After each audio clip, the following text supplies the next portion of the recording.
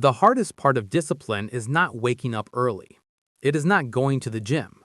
It is not sitting down to work. It is not saying no to distraction. The hardest part of discipline is the moment before all of that, the moment where you know what you should do and still don't do it. That moment does not shout. It does not threaten. It does not scream. It whispers. It says, later, not now, tomorrow. And slowly, quietly, it becomes the most powerful voice in your life.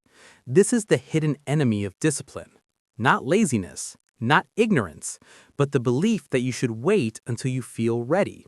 This enemy ruined Josh's life long before he ever realized it. Josh was 35 years old. He lived alone in a small apartment on the edge of the city, the kind of place you choose when you want silence more than connection. By day, he worked in logistics for a shipping company. Spreadsheets, deadlines, predictable routines. People thought he was disciplined because he never missed work. He never showed up late. He never broke rules. But the truth was different. Josh was obedient, not disciplined. He followed external demands. But when it came to his own life, he drifted.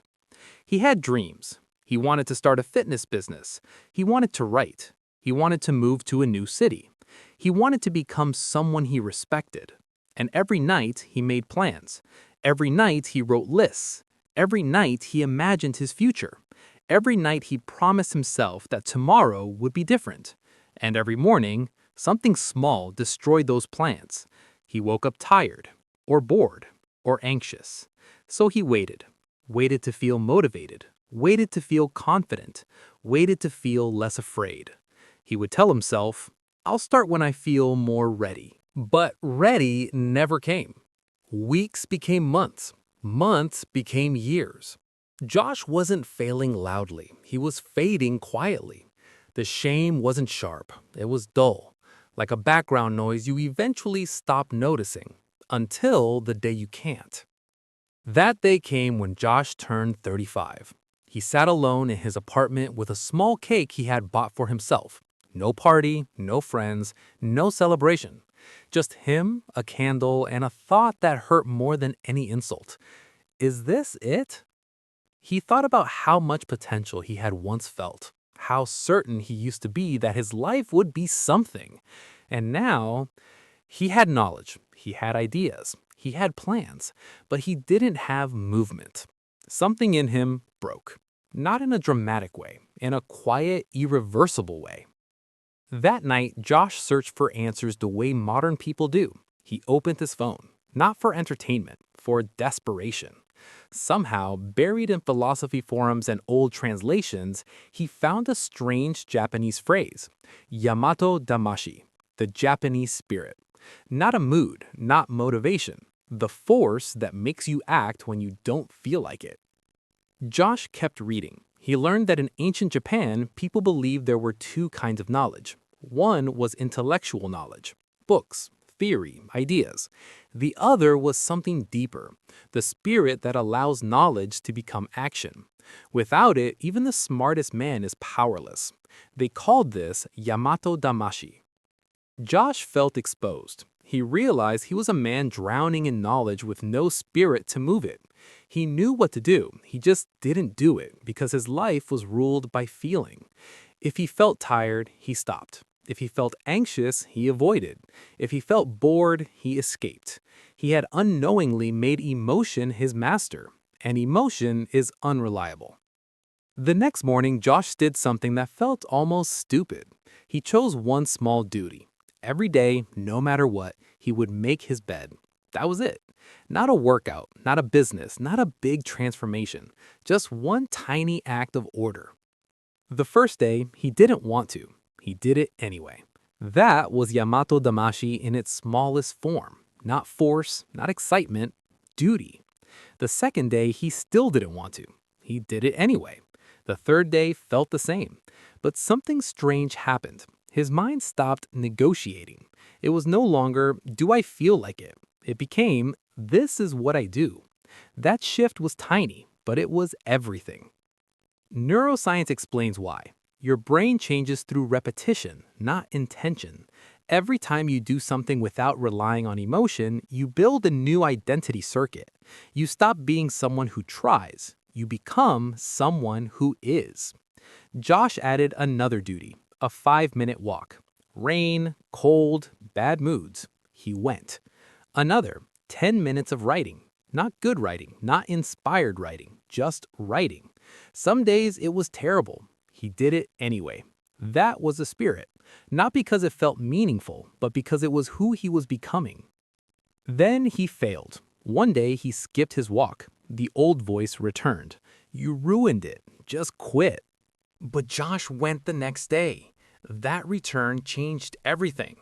He realized discipline was not about perfection. It was about not disappearing. And for the first time in years, Josh didn't disappear. He stayed. Ken did not feel proud after that first week. That surprised him. He had expected something, a spark, a sense of progress, maybe even a hint of confidence. Instead, he just felt tired. The bed was made every morning, the 5-minute walk happened every day, the writing was done even when it was ugly, but inside nothing felt different. And that was dangerous, because the old part of him began to whisper, "See, this isn't working. You're still the same. This is pointless." That voice had destroyed him many times before. It was the voice of comparison, the voice that measured progress in emotions instead of actions. Ken almost listened. One morning, as he stood tying his shoes before his walk, he felt a wave of heaviness. Not physical, existential. A sense that all of this effort was meaningless. The parking lot outside looked gray and empty. The sky was dull. The air felt heavy. What's the point? His mind asked. You're still alone. You still hate your job. Nothing has changed. Ken hesitated, just for a second. That second was everything. He could feel the old pattern returning, the quiet surrender, the soft collapse. But something else was there now, a small, stubborn force. Not motivation, not hope, duty. He stepped outside. The walk was miserable. Cold wind cut through his jacket. His legs felt stiff. His mind was loud. But his feet kept moving.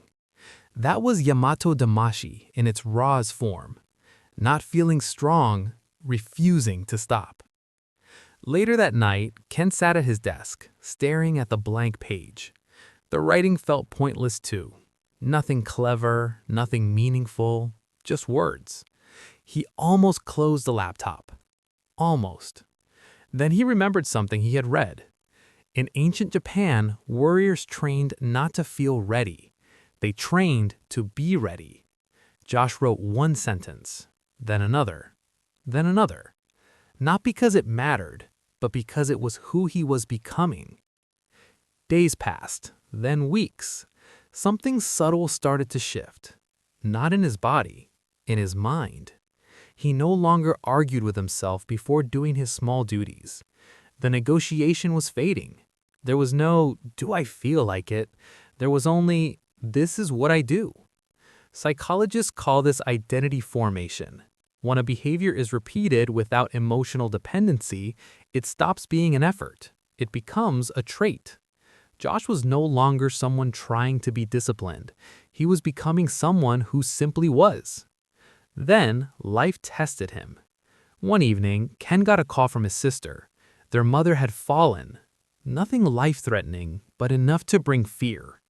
Josh drove to the hospital. The old anxiety flooded back. The urge to escape, to scroll, to numb. He spent the night sitting in a plastic chair, staring at the floor. The next morning, exhausted and shaken, he left the hospital and went home. Every part of him wanted to collapse into the couch, to do nothing, to disappear. That was the old Josh pattern. But this time, something different happened. He went to his bedroom. He made his bed. Slowly, mechanically. Then he put on his shoes and went for his walk. His chest felt tight. His mind was foggy. His body felt heavy. But he walked. That was the moment everything changed. Not because it felt powerful, but because it happened in pain. Yamato Damashi is not proven when life is easy. It is proven when life hurts, when emotion is bracious and duty remains. Josh returned home and sat at his desk. He wrote. Not well, not long, but he wrote. For the first time, he realized something terrifying and beautiful. He did not need to feel okay to act. Action was no longer a response to emotion. It was a response to identity. He was not waiting anymore. He was someone who showed up. That realization scared him because it meant he had no excuses left. But it also freed him because it meant his life was no longer hostage to how he felt. The hidden enemy of discipline had been exposed. It was not laziness. It was emotional dependence. And Josh was breaking free. Josh did not realize how deep the change was until the old world began to push back. It always does. When you start to move differently, the life you built around not moving gets uncomfortable. At work, people began to notice something strange. Josh was quieter, but more focused. He no longer procrastinated on tasks. He finished what he started. His manager commented one afternoon, half joking, "You've been unusually on top of things lately." Josh nodded. He did not explain, because it wasn't about being productive. It was about being anchored. The old Josh used work as a distraction from himself. The new Josh used work as a place to practice presence. But discipline does not grow in isolation. It is tested by the world. One Friday evening, Josh was invited out by old friends, the same ones who spent their nights drinking, complaining, and drifting. They laughed the same, talked about the same things, repeated the same stories. Josh sat with them and felt something unfamiliar. Distance. Not because he was better, but because he was no longer numbing himself. When they asked why he was leaving early, he didn't have a good excuse. He just said, "I have things to do." That sentence felt strange in his mouth. Not things to complete, things to become. He walked home through the cold air. The city lights reflected off wet pavement.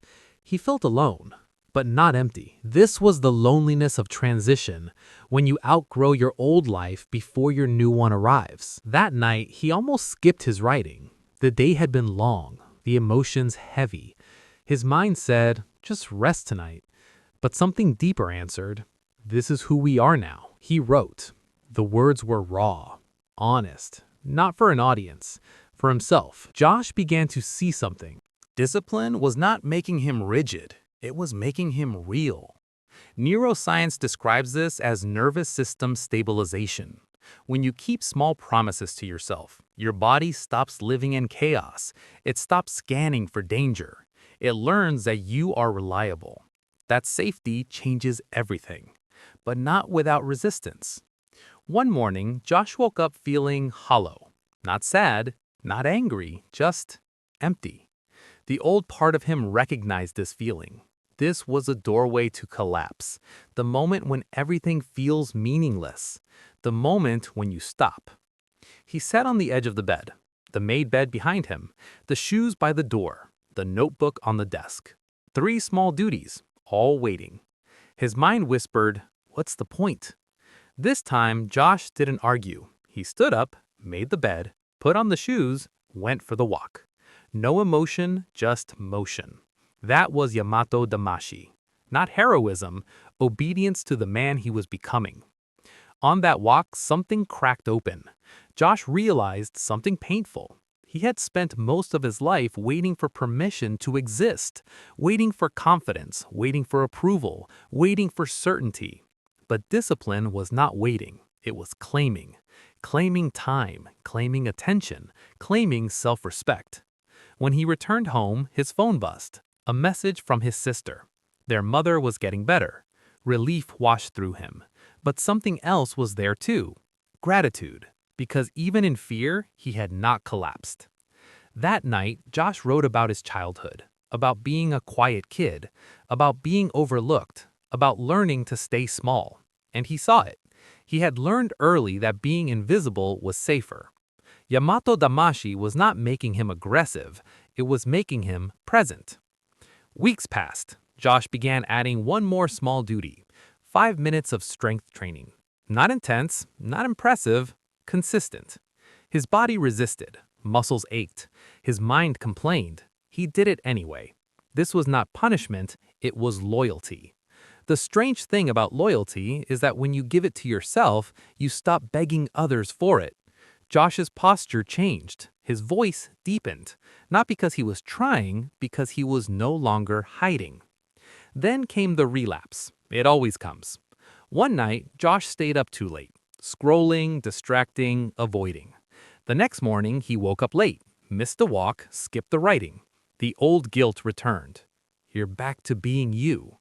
But Josh had learned something new. He didn't spiral. He made his bed. That was it.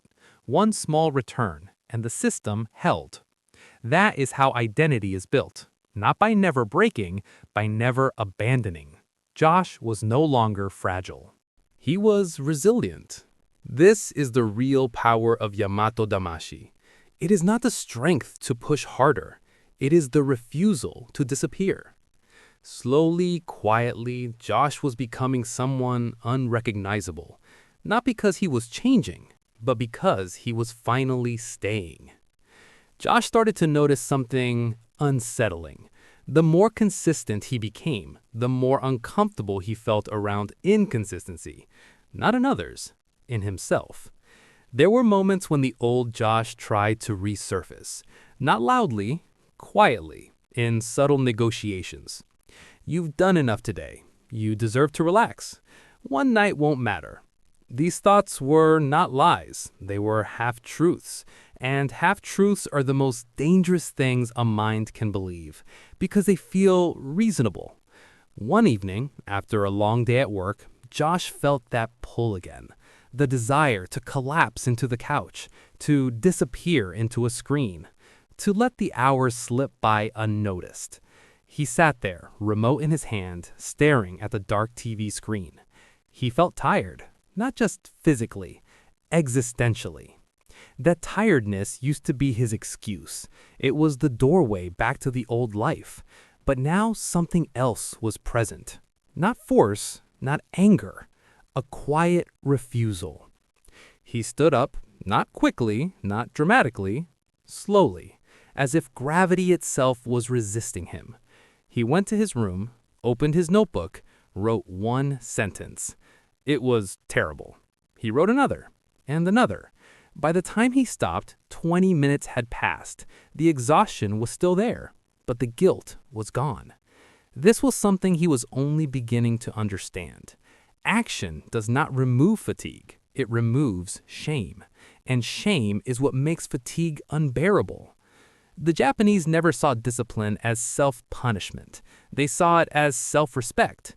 Yamato Damashi was not about being harsh. It was about being honorable. To keep your word, especially when no one else is listening. Josh began to see his life differently, not as a series of big goals, but as a chain of small decisions, each one saying something about who he was. When he stayed up too late, it said one thing. When he got up anyway, it said another. Identity was being written every day, and he was finally holding the pen. One morning, Josh woke before his alarm. That had never happened before. His body just rose, as if it already knew what came next. This was another quiet miracle of consistency. When behavior becomes identity, it no longer requires force. It flows. But flow does not mean ease. Josh still felt resistance. He just didn't obey it anymore. At work, stress began to rise. A big project was delayed. Deadlines were tight. The office buzzed with anxiety. The old Josh would have panicked. He would have procrastinated. He would have numbed himself. This time, he did something strange. He stayed present. He made lists. He took one task at a time. Not because he felt calm, but because that was his duty. And duty is steady when emotion is not. His coworkers began leaning on him. They didn't know why, they just felt it. Josh was stable, not flashy, reliable. That is what discipline does. It makes you trustworthy, even to yourself. Then something unexpected happened. Josh ran into someone from his past, an old acquaintance. someone who remembered him as passive, small, invisible. They spoke for a few minutes, nothing dramatic. But as they walked away, Josh realized something. He was no longer shrinking, he was standing.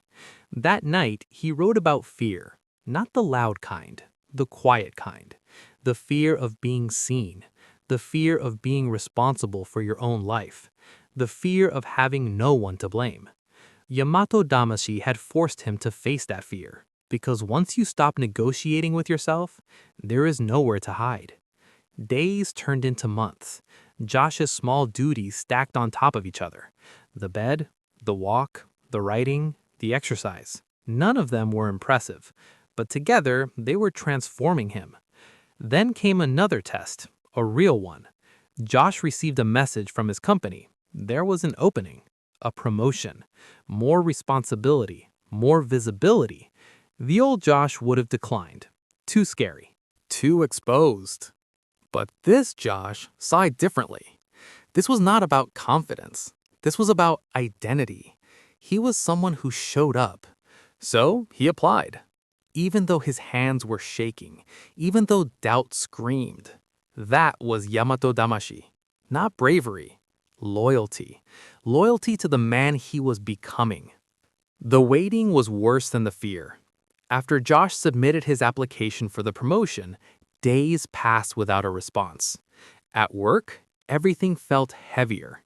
Every email, every meeting, every moment of silence. The old Josh would have spiraled. He would have replayed every word he wrote, every mistake he might have made, every reason he didn't deserve it.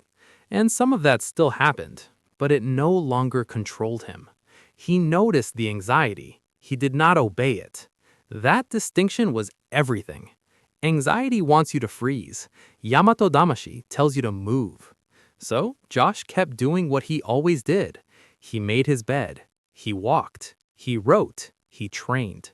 The small duties did not make the fear go away, but they kept him from collapsing into it. This is something no one tells you about discipline. It doesn't remove pain. It gives you a place to stand while pain moves through you. One morning, as Josh was walking, he realized something quietly profound. The world looked sharper. Colors were brighter.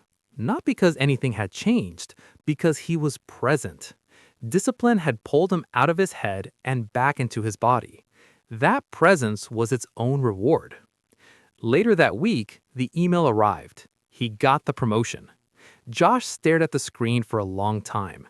Not because he was shocked, because he realized something important. This success did not feel like luck.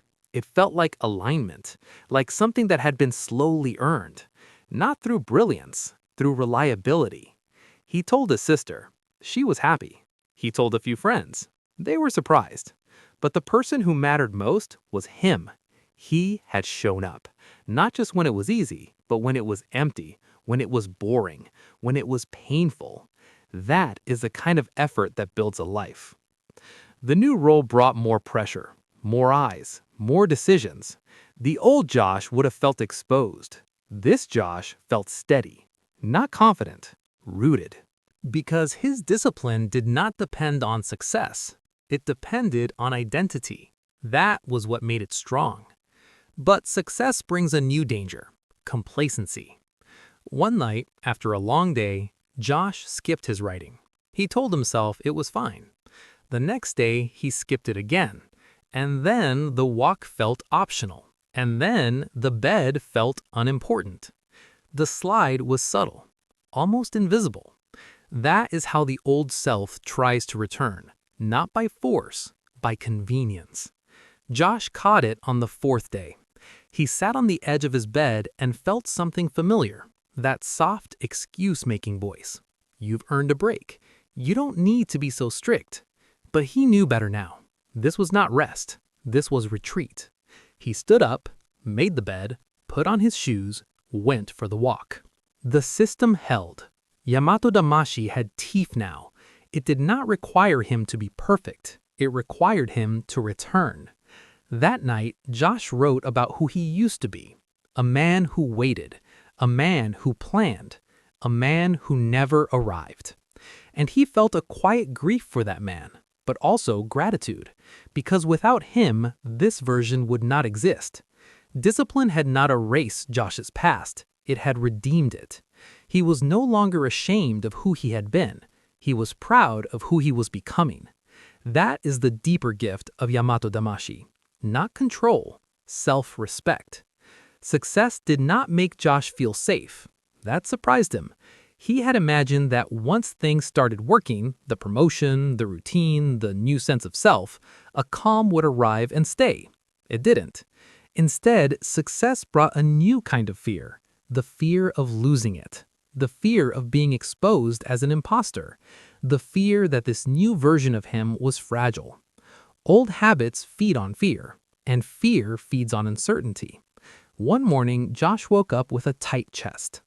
Not anxiety, something quieter, the sense that something could go wrong at any moment. This was the voice of the old nervous system, the part of him that had lived in reaction for years. Yamato Damashi did not remove that voice. It simply refused to obey it. So Josh did what he always did. He made his bed, he went for his walk, he wrote, he trained. Each action was a small declaration. I am here. At work, things were not perfect. Some people resented his promotion. He could feel it in their tone, their eyes. The old Josh would have shrunk. This Josh stayed. He did not over-explain. He did not apologize for existing. He did his job. That was his duty. And duty does not negotiate with discomfort. There was a moment one afternoon that cut deep. A colleague questioned his decision in front of others. It wasn't cruel, but it was dismissive. Josh felt the heat rise in his chest, the old impulse, to defend, to retreat, to collapse. Instead, he paused. He answered calmly, not to prove himself, but to stand. That pause was discipline, not reacting, responding. The Japanese understood this. The warrior who flails loses. The warrior who holds posture remains. Josh was learning to hold posture in his life, not just in his body, in his mind. That night, he didn't feel triumphant. He felt tired, but it was a clean tiredness, the kind that comes from not betraying yourself. He wrote about it, about how fear no longer meant stop, it meant stay. Days passed, then something strange happened. Josh stopped thinking about discipline. The routines were no longer a struggle. They were simply part of his day. This is what neuroscientists call habit crystallization, when a behavior moves from conscious effort to automatic identity. It no longer costs energy, it gives it. Josh felt that. He had more mental space, more calm, not because life was easier, because he was not fighting himself. Then came another emotional test. His father called. They hadn't spoken deeply in years. The conversation was awkward, surface level, but something underneath it all was heavy. Years of distance, years of unspoken disappointment. Josh hung up feeling unsettled. The old urge to numb came back, to distract, to avoid. He noticed it and went for his walk. In the cold air, he thought about what Yamato Damashi really meant. It wasn't about being unfeeling. It was about not letting feelings run the show. He felt sadness. He kept moving. That was freedom. Weeks passed. Josh began to notice something new. He trusted himself. That was the real transformation. Not the job, not the body, the trust. He knew that no matter how he felt, he would show up. And that made him fearless in a quiet way. Life could hurt him. It could surprise him. But it could not stop him. That was Yamato Damashi. Not aggression, resilience. The strange thing about becoming consistent is that the world begins to treat you differently. Not because you demand more, because you're no longer asking for permission. Josh noticed it first in small ways. People at work stopped reminding him about deadlines. They started asking for his input before making decisions. They trusted him. Trust is a quiet currency. It flows toward reliability. But trust also brings weight, more responsibility, more eyes, more expectation. The old Josh would have felt crushed by that. This Josh felt something else, a strange steadiness, because his discipline was not borrowed from circumstance. It was built from habit. One evening, Josh stayed late to finish a project. The office was empty. The city outside glowed in soft yellow light. As he closed his laptop, he felt something unexpected. Gratitude. Not for success, for consistency. For the simple fact that he had not abandoned himself that day. On the walk home, he thought about the years he had spent drifting. Not in pain, but in waiting. Waiting to feel confident. Waiting to feel chosen. Waiting for his life to begin. Yamato Damashi had taught him something radical. Life does not begin when you feel ready. It begins when you move. That realization felt like a door opening. Then, just as he was settling into this new way of being, another test came. A real one. Josh received an offer, a job in another city, more money, more opportunity, but also more risk. It would mean leaving everything familiar. The old Josh would have frozen. He would have made lists. He would have delayed. This Josh did something different. He sat with the discomfort, not to eliminate it, to understand it. Fear was there, excitement was there, but neither got to decide. He asked a different question. Who am I? The answer was clear. I am someone who shows up. I am someone who moves forward. So he said yes. That night, alone in his apartment, Josh felt the weight of that decision. It was heavy, but it was honest. He packed slowly. Each item felt like a chapter closing, not with sadness, with respect. When the day came to leave, he did not look back, not because he was ungrateful, because he was finally living. Yamato Damashi had not made him fearless, it had made him faithful, faithful to the man he was becoming, and that was stronger than any fear. The city Josh moved to was louder than the one he left behind. More people, more movement, more noise. At first, it felt overwhelming. The old Josh would have retreated, stayed inside, watched life from a distance. But this Josh walked into it, not boldly, steadily. Every morning he made his bed. Every morning he went for his walk. Every morning he reminded his nervous system that this body belonged to someone who showed up. The job was demanding. New faces, new expectations. He felt like an outsider, but he did not apologize for it. He worked, he listened, he learned. This was another expression of Yamato Damashi, not dominance, presence. Then came loneliness, the quiet nights, the empty weekends, the feeling of being untethered. Josh felt it deeply, and he didn't escape it. He walked, he wrote, he trained. He let the loneliness pass through him. That was new. Before, he would have numbed it. Now he endured it. Endurance is not suffering. It is patience with yourself. Weeks passed. Josh made friends slowly. Not from need, from stability. People sensed it. He was grounded. Not chasing, not hiding. One night, sitting in a small cafe with new acquaintances, Josh realized something. He was no longer afraid of silence. Silence used to terrify him. It felt like emptiness. Now it felt like space. Space to breathe. Space to be. This was the deeper gift of discipline. Not control. Freedom. The freedom to not run from yourself. Josh was no longer trying to be disciplined. He was disciplined. Not because he forced himself, because that was who he was. That was Yamato Damashi. And it had quietly changed everything. Josh did not realize the transformation was complete until one ordinary morning made it visible. The light came through the window at a shallow angle, catching the dust in the air. The city was already awake. Cars moved, people walked, life went on. Josh sat on the edge of his bed, tying his shoes. Not because he had to, because he was someone who did. There was no debate in his head. No negotiation, no waiting for a feeling. This was simply the next thing. He stepped outside and felt the cool air against his face. The walk was no longer something he did. It was something he was. Every step was a quiet confirmation. I am here. I show up. I do not disappear. That was Yamato Damashi. Not a concept, a lived reality. Josh remembered the man he had been, the one who waited, the one who planned, the one who never arrived. He felt no shame for that man anymore, only gratitude, because that man had suffered long enough to search for something deeper, and he had found it. Yamato Damashi is not about being Japanese. It is about being human. It is about choosing duty over mood, identity over impulse, presence over escape. It is about understanding the hidden enemy of discipline is not laziness. It is emotional dependence, the belief that you must feel good to do good.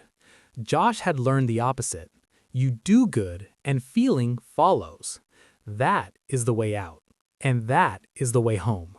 If you are listening to this, there is a quiet place inside you that knows exactly what you should do.